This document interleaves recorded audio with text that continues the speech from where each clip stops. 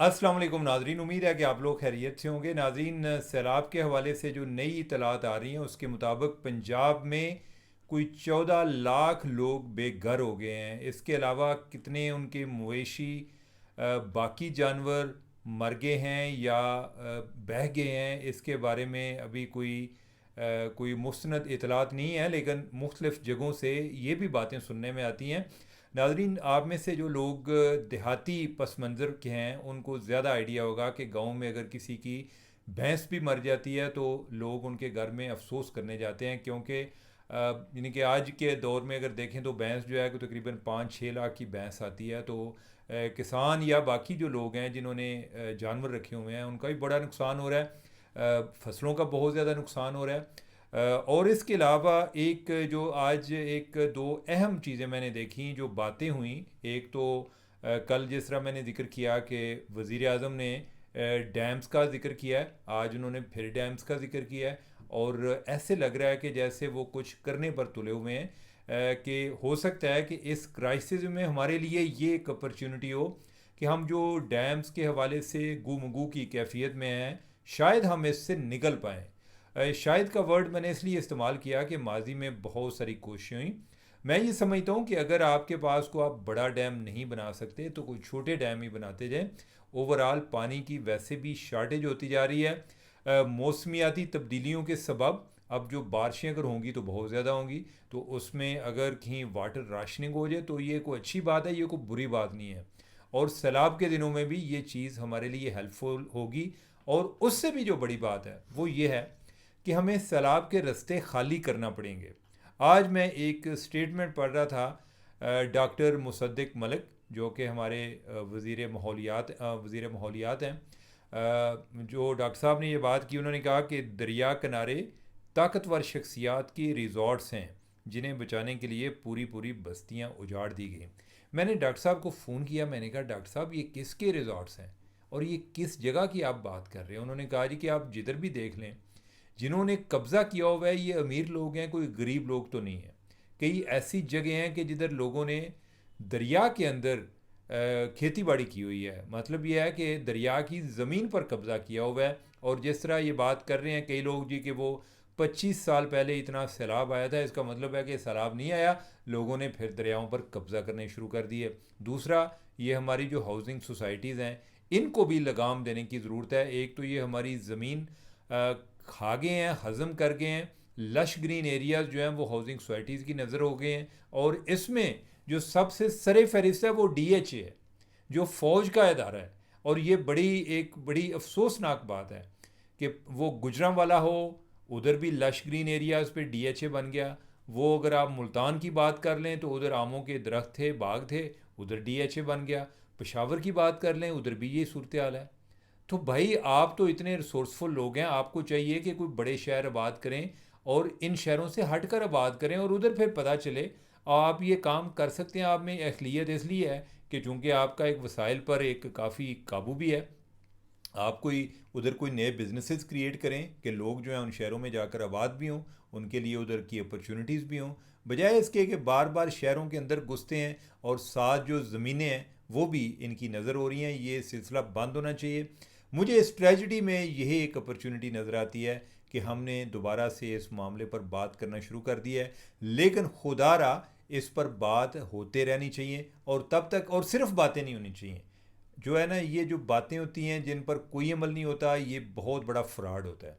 मैं ऐसे लोगों को फ्रॉडिया समझता हूँ कि जो सिर्फ बातें करते हैं, आगे उन पर कोई सलूशन नहीं देते, उनका हल नहीं देते, बस लोगों को बेवकूफ़ बनाते हैं। जो एक टाइम पर बातें सुनना चाहते हैं उससे आगे जो है वो चल पड़ते हैं। उसके बाद कोई नया इशू आ गया, वो पहले वाली चीज़ें भूल गई, अनलेस कि वो दोबारा एक नए क्राइसिस का इंतज़ार करते हैं कि वो जब दोबारा से स्ट्राइक करेगा तो फिर ये जाकर दोबारा इसी तरह की बातें करेंगे। तो खैर नाजरीन, जो अब एक और बात है वो अज़मा बहारी के हवाले से है। अज़मा बहारी ने कल परसों मरीम नवाज़ के लिबास पर लोगों ने बात की कि वो फैंसी ड्रेस पहनती हैं, तो उस पर उन्होंने जवाब दिया। उन्होंने कहा कि जो लोग इस तरह की बातें करते हैं उनमें से कई ऐसे हैं कि जिनकी जो माएँ हैं ना वो कोई लिबास पहनना ही नहीं चाहती। उस पर काफ़ी एक तनाज़ा खड़ा हुआ। कल मैं देख रहा था कि शाहज़ेब खानज़ादा के प्रोग्राम में उन्होंने कहा कि मुझे इस बात पर अफसोस है, मैं समझती हूँ कि मुझे ये बात नहीं करनी चाहिए थी। और साथ ये है कि उन लोगों को भी कोई ख्याल करना चाहिए कि जो ये बात करते हैं। उस पे शाहजेब भी कह रहे थे कि लोगों को इस मामले पर बात नहीं करना चाहिए, किसी का ड्रेस जो है वो उसकी उसकी पर्सनल चॉइस हो सकती है, हमें उस पर बात नहीं करनी चाहिए, और ख़ास तौर पे ख़वातीन के हवाले से। नाजरीन, लेकिन मैं ये समझता हूँ कि हमें फिर भी कोई ना कोई बात ज़रूर करनी चाहिए, और उसकी वजह यह है, अगर कोई शख्स एक प्राइवेट इंडिविजुअल है तो उस पर तो हमें बात करने की ज़रूरत नहीं है। जो हुक्मरान होते हैं वो एक तरह से अपने आप को अवाम का परतों समझते हैं जी, कि हम में से अवाम नज़र आती है, हम अवाम जैसे हैं, तो आपको अवाम जैसा लगना भी चाहिए। मरीम नवाज़ जो हैं, अगर मैं कंपैरिजन करूं बाकी सूबों से, बेहतर काम कर रही हैं। ये नहीं है कि मैं तो जो भी बंदा और भी अगर उनका कोई नाकद है, उसको मैं ये कहता हूँ कि अगर आपने कोई उनकी परफॉर्मेंस चेक करनी है पंजाब की, तो आप जो है देखें कि आप किसके साथ मुवाजना कर रहे हैं, तब आपको पता चलता है ना कि हम आगे हैं पीछे हैं। उस लिहाज से तो पंजाब कदरे बेहतर है और कई लिहाज से बेहतर है। लेकिन यह है कि ये जो एक एलिटिस्ट टच है, जिसमें ये पता चले कि आप एक अमीर ख़ानदान से हैं, वो हैं, लेकिन आप अवाम में हैं ना, तो आपके ज़रा एक लिबास में सादगी होनी चाहिए, और ये ना चले, ये अंदाज़ा नहीं होना चाहिए या ये ख्याल नहीं आना चाहिए लोगों को कि ये हम में से नहीं है। अगर उसकी मैं आपको मिसाल दूँ तो बेनज़ीर भुट्टो इसकी एक बड़ी अच्छी मिसाल थी। वो भी कोई ऐसी कोई गरीब खातून नहीं थी, लेकिन उनका एक ज़रा एक अवामी अंदाज़ था। हो सकता है कि अच्छे कपड़े ही पहनती होंगी, ये तो नहीं है कि कोई वो कोई लोन तो नहीं हो पाती होंगी, लेकिन यह है कि फिर भी यानी कि एक उसमें एक जो ग्रेस है, जो सादगी उसमें जो है ना, वो एक रिफ़्लेक्ट होती थी। तो ये बात पार्टी के अंदर से भी लोग उनको करते हैं, तो इस पे उन्हें माइंड नहीं करना चाहिए। अगर वो बात नहीं मानना चाहती हैं तो फिर गुस्सा भी ना करें, लोगों की मर्ज़ी है। अगर वो यानी कि वो उन पर जो बात होती है वो एज़ अ चीफ़ मिनिस्टर बात होती है, उन पे एज़ अ नवाज शरीफ की बेटी के तौर पर भी बात नहीं होती है, उनकी बात होती है कि वो चीफ़ मिनिस्टर हैं। और दूसरा, वो सियासत में है। नवाज शरीफ की जो दूसरी बेटी है उनका तो हमें पता ही नहीं है, कितने लोग हैं आप में से जिनको नाम का भी पता हो। यानी कि वो सियासत में नहीं है, कोई बंदा बात ही नहीं कर रहा उन पर। जो सियासत में होंगे तो उधर बात होगी। आप जो है यानी कि अगर यानी कि वैसे कहते हैं जी कि शोल्डर टू शोल्डर ख़वातीन को आगे बढ़ना चाहिए, तो उसमें फिर ये चैलेंजेस आते हैं, मर्दों को भी बड़ी बातें होती हैं, ठीक है, तो होती हैं, तो आपको भी हो रही हैं, और ये कोई बुरी बात नहीं है वैसे। यानी कि आप अगर आपका जो एक एलिटिस्टिक टच है, ये कोई ऐसी कोई काबिल तहसीन बात नहीं है। और ख़ास तौर पे यानी कि मैं और आपके इसमें आपका फ़ायदा है, अगर लोगों में आपको ज़्यादा पजीराई मिलेगी, उन लोगों को ये एहसास होगा कि आप उनसे हैं, तो फिर लोग जो हैं इस बात को अप्रिशिएट करेंगे। इमरान खान जो है, इमरान खान से यानी कि मैं, मेरे ख्यालात का आपको आइडिया ही है, यानी कि मैं उनका कोई फ़ैन नहीं हूँ। लेकिन अगर हम ड्रेस के हवाले से देखें तो उनका जो ड्रेस है वो एक बड़ा आमियाना सा ड्रेस लगता था कि को पेशावरी चप्पल पाई हो, चप्पल ही कप्तान चप्पल मशहूर होगी। और इधर रहते हुए वो जो उन्होंने एक पाकिस्तानी लिबास है, उधर कोई ऐसी आपको ये भी नहीं लगेगा कि जिसमें कोई बहुत ज़्यादा ऐसा कोई फैंसी टच नज़र आए। तो लिहाजा वो कोई अच्छी चीज़ जो है वो आपका मुखालफ भी हो तो आपको उसमें अप्रिशिएट करनी चाहिए। और अगर कोई कोई शार्ट कमिंग है, तो कोई ऐसा कोई आपका, आप जिसके हमायती हैं उसमें भी है, तो आपको उसके बारे में बात करनी चाहिए। हम जो है कोई बिल्कुल कोई ऐसे कोई ब्लाइंड फॉलोअर हमें नहीं बनना चाहिए। तो नाज़रीन, अब हम अपने नेक्स्ट टॉपिक की तरफ बढ़ते हैं। हमारा जो आखिरी टॉपिक है वो है अफ़गान तालिबान के हवाले से। मैं एक स्टोरी जिसका कल से तज़किरा चल रहा है, और एक वो स्टोरी कि जो जिसका तज़किरा नहीं, मैं दोनों पर बात करूँगा। नाज़रीन, अफ़गानिस्तान के अंदर ड्रोन स्ट्राइक्स हुई हैं, होस्ट और नंगरहार दो सूबों में ड्रोन स्ट्राइक्स हुई हैं, और जो उधर से इतलात आ रही हैं उसमें यह है कि 3 बच्चे जो हैं वो मारे गए हैं, कोई एक दो जो हैं वो बड़े मारे गए हैं। अब वो किसकी ताक़ुब में हो रही हैं।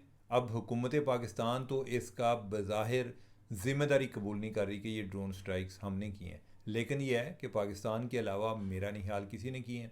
इस टाइम जो पाकिस्तान को ज़्यादा थ्रेट आ रही है वो भी अफ़गानिस्तान से आ रही है। पाकिस्तान अफ़गानिस्तान को बड़ी देर से कहता आ रहा है कि आप टीटीपी को लगाम दें। हमारा भी अलमिया देखें कि जब ये तालिबान आए थे तो हमारे बड़े बड़े जो विजनरी लीडर हैं सो कॉल्ड, वो कह रहे थे कि जो है यानी कि उन्होंने ग़ुलामी की ज़ंजीरें तोड़ दी हैं। और इसमें एक तो इमरान खान आपके ज़हन में आएंगे, नून लीग के लोग भी इसी तरह की बातें कर रहे थे। आप ख्वाजा आसफ जो हैं उनकी स्टेटमेंट्स निकाल कर देख लें। तो वो क्या हुआ, यानी कि जी पहले जी पता चला जी कि इधर से जो है वो रॉब वाले आते थे, फलां आते थे, पाकिस्तान में दहशतगर्दी की कार्रवाइयाँ होती थी। अब हमारे सज्जन आ गए हैं, उधर हमें कोई मसला नहीं होगा, हमारा मसला उन पहले की निस्बत ख़राब हुआ है। तो पाकिस्तान जो है वो उनको कहता आया कि आप जो है इनको लगाम दें और ये हमारे मुल्क में दहशतगर्दी की कार्रवाइयाँ ना करें। उन्होंने कुछ नहीं कर रहे। अब उसके जवाब में क्या है कि हमने जाकर उधर जो है स्ट्राइक की है। इन्होंने कोई एयरफोर्स के कोई टारगेट जो हैं कोई जब किए, जैसे मियाँ वाली में जो मियाँ वाली का एयरबेस है उस पर हमला किया, तो उसके बाद पाकिस्तान एयरफोर्स ने उधर जाकर स्ट्राइक्स की। अभी भी इन्होंने स्ट्राइक्स की हैं। अगले दिन मैंने आपको बताया था कि वो जो लड़का अफ़गान बच्चा है सुइसाइड बम्बर जिसको इन्होंने पकड़ा है, यानी कि वो भी किधर से आया, अफ़गानिस्तान से है। तो हमारे जो कई लोग हैं टीटीपी के, वो उधर जाकर बैठे हुए हैं। तो अब यह है कि इसका करना क्या है। अब ये नाजरीन के अब जो मैं दूसरी आपको बात बताना चाह रहा था वो ये है कि जब जनरल बाजवा थे या आप कह लेंगे इमरान खान थे, उस टाइम पर ये बातें हो रही थी कि हमें कोई एक सेटलमेंट प्लान पर एग्री करना चाहिए कि जिसके तहत जो टीटीपी है इसको आप उधर बसाएं। उनका एक सूबा है काबल की दूसरी तरफ, गजनी प्रोविंस, गजनी का सूबा, उधर इनको आबाद करें, इनके लिए घर बनाएं, और ए जड़ा ना साड़ी जान छड़ाओ, यानी कि दोबारा ये पाकिस्तान वाले रुख ना करें, इधर आए ना। और उसके बदले में उन्होंने कहा जी कि फिर आपको इतने पैसे देने होंगे। वो जो पैसे मांग रहे थे मेरे ख्याल को 30 अरब के करीब मांग रहे थे। पाकिस्तान जो है पहले इन्होंने कोई एग्री कर लिया, फिर हमें खुद भी पता है कि हम भी बाहर से पैसे लेते आए हैं और बाहर वालों को हम पे शक ही रहता है कि हमने को ठीक लगाए हैं या नहीं। तो इन्हें आगे जो है वो तालिबान पर शक था कि अगर इनको पैसे देंगे तो इन्होंने सही लगाते हैं या नहीं लगाते, क्या ये एक स्ट्रेटजी इफ़ेक्टिव होगी या नहीं होगी। यही ना हो कि हम इनको पैसे भी दें, ये पैसे भी खा जाएँ और उसके बाद वो तालिबान की जो हमें एक मसला आ रहा है, जो चैलेंज आ रहा है, वो भी बरकरार रहे। तो पाकिस्तान जो है उसने पैसे नहीं दिए। फिर उसके बाद एक और मुल्क दरमियान में आया और वो खलीजी मुल्क है यूएई, जिसका नाम है यूनाइटेड अरब एमिरेट्स। इन्होंने पैसे दिए इनको कि आप इधर कोई 2000 घर बनाएं। एक पायलट प्रोजेक्ट था जिसके तहत 2000 घर बना के जो तालिबान फैमिलीज़ हैं इनको उधर ले जाएं, टीटीपी के लोगों को। और फिर जो है जब आप ये कर लेंगे, 2000 घर बना लेंगे, फैमिलीज़ उधर शिफ्ट कर देंगे, फिर हम आपको मज़ीद पैसे देंगे और आप मज़ीद लोगों को लेकर जाना। अब जो है हुआ क्या है, अब अफ़गान तालिबान जो हैं वो पैसे मांग रहे हैं। वो कह रहे हैं जी और पैसे कटो, रोकड़ा कटो, पैसे ख़त्म हो गए हैं। वो कह रहे हैं कि आप हमें बताएं कि आपने वो जो 2000 घर बनाने थे उनका क्या किया। उन्होंने कहा जी घर बन गए हैं, हमने उधर फैमिली शिफ्ट कर रही हैं। वो उनको पूछ रहे हैं कि आप अपना डाटा शो करें कि आपने किन लोगों को शिफ्ट किया है। अब तालिबान के पास डाटा ही नहीं है, पता नहीं कोई शिफ्ट हुआ है या नहीं हुआ। तो लिहाजा वो जो इस पर मुतहदा अरब अमारात वो भी नाराज़ हैं। उन्होंने कहा कि यार तुहानू पैसे देते हैं, तुझे कोई शरीफ आदमी चंगा सरना दाल आया। तो वो जो है वो उनको मज़ीद पैसे देने से इनकारी हैं। वो कहते हैं कि हम तो आपको मज़ीद पैसे नहीं देंगे जब तक आप पहले जो पैसे दिए हैं उनका हिसाब नहीं देंगे। जो 2000 आपने बंदे, 2000 बंदे नहीं, 2000 फैमिलीज़ जो आपने इधर सेटल करनी थी वो किधर हैं, कौन लोग हैं।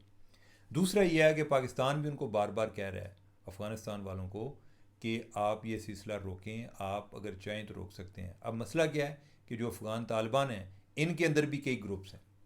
कोई ऐसे ग्रुप्स हैं जो टीटीपी को सपोर्ट करते हैं, कई ऐसे ग्रुप हैं जो कि इन टीटीपी के अंदर भी कई ग्रुप्स हैं ना।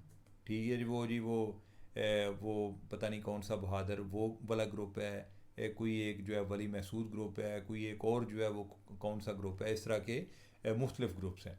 तो आगे उनके जो सपोर्टर्स हैं वो अफ़गान तालिबान के अंदर मुख्तलिफ हैं। अफ़गान तालिबान का अपने लोगों पर भी कंट्रोल नहीं है, तो लिहाजा वो टीटीपी को रोकने में नाकाम रहे हैं। फिर यह है कि बीएलए को भी रोकने में नाकाम रहे हैं। बीएलए की जो आला क़यादत है उसके बारे में इतलाती होती हैं कि वो अफ़गानिस्तान के अंदर है। उसके नतीजे में फिर यह है कि पाकिस्तान अब इन पे ड्रोन स्ट्राइक्स कर रहा है। और जो पिछले दिनों ब्रसल्स में आसम मुनीर साहब ने तकरीर की उसमें उन्होंने बात की कि हमने अफ़गानिस्तान को कहा है कि आप इसको कंट्रोल करें, अगर नहीं करेंगे तो हम आपके सरहद के अंदर जाकर हम लोगों पर अटैक करेंगे, फिर आप रोएंगे बाद में। और उससे उनकी एक अपनी रेट भी अंडरमाइन होती है ना कि कोई बाहर का बंदा या बाहर का मुल्क आके उनके अंदर जो है जाके स्ट्राइक कर रहा है। तो ये जो है ये अब इनको तालिबान जो हैं इनको अभी मौजूदा गवर्नमेंट या कह लें जो मौजूदा आर्मी चीफ़ हैं वो इनको सीधे हुए हैं और ये बाज नहीं आ रहे। तो लिहाजा उसके नतीजे में ये ड्रोन स्ट्राइक्स जो हैं वो हो रही हैं। जो यूएई है उन्होंने इनके पैसे बंद कर दिए। उन्होंने कहा जी कि आप जो है पहले को ऑडिट कराएं, आप हमें बताएं कि कौन से लोग हैं जो आपने शिफ्ट किए हैं, वो इनके पास कोई सिस्टम नहीं है। और पिछले दिनों जो इनके वज़ीर ख़ारजा थे मुल्ला मुत्तकी, उन्होंने पाकिस्तान आना था, वो आ ही नहीं सके। क्यों नहीं आ सके? कि यूनाइटेड नेशन ने इजाज़त ही नहीं दी अक़वाम मुत्तहिदा ने। अक़वाम मुत्तहिदा की जो सिक्योरिटी काउंसिल है, उन्होंने इनके बहुत सारे लोगों को टेररिज्म की लिस्ट में डाला हुआ है कि ये टेररिस्ट है। अब जो है यानी कि इस टाइम आप समझें कि जो अफ़गान हुकूमत है, माशाल्लाह जो अक्सरियत है, जो वज़रा हैं या जो अमीरुल मोमिनीन है, या कोई एक दो को छोड़ के सारे जो हैं वो उस लिस्ट पर हैं। तो अब जो मुत्तकी साहब हैं, ये वज़ीर ख़ारजा भी हैं, इन्होंने इधर उधर ट्रैवल करना होता है। हर दफ़ा उन्हें पहले यूएनएससी वाले उनको अप्रूवल देते हैं, तो उसके बाद वो ट्रैवल करते हैं। वो बीजिंग गए, वो मास्को गए, तो तब भी उधर से वन टाइम परमिशन लेनी पड़ी। अब जो बीजिंग है यानी चाइना है या रूस है, वो तो दोनों उधर वीटो पावर भी रखते हैं। तो उन्होंने साथ वाले जो वीटे वाले हैं, उन्होंने क्या होएगा कि यार तुसी जो है इनको आने दें, नहीं कि हमने आना है। अब जो है जब उन्होंने पाकिस्तान आना था, उन्होंने वीटो कर दिया। उन्होंने कहा कि यार ना तुसी कुछ सीधे कम कर दो, आपका जो कुछ सूरत हाल इम्प्रूव भी नहीं हो रही, हम आपको जाने नहीं देंगे। और बाय द वे उन्होंने आगे इंडिया भी जाना था, और इंडिया वाले जो है उन्होंने जब देखा कि पाकिस्तान नहीं जाने दिया, उन्होंने पहले ही अपना इनविटेशन ही विड्रॉ कर लिया। तो अब जो है यानी कि इनको ये मसला है कि उनको मुल्क से बाहर जाने पर भी जो वज़ीर ख़ारजा हैं उनके लिए चैलेंजेस बने हुए हैं। तो पाकिस्तान के साथ सूरत हाल जब लगता है कि कोई ठीक होने वाली है, उससे ज़्यादा ख़राब हो जाती है। और उसकी जो वजह है, जो इस टाइम वजह नज़ा मेन, वो टीटीपी बना हुआ है। तो नाज़रीन, ये गुफ्तगू थी आज की। उम्मीद है कि आपको पसंद आई होगी। मुझे दें इजाज़त। अल्लाह हाफ़िज़।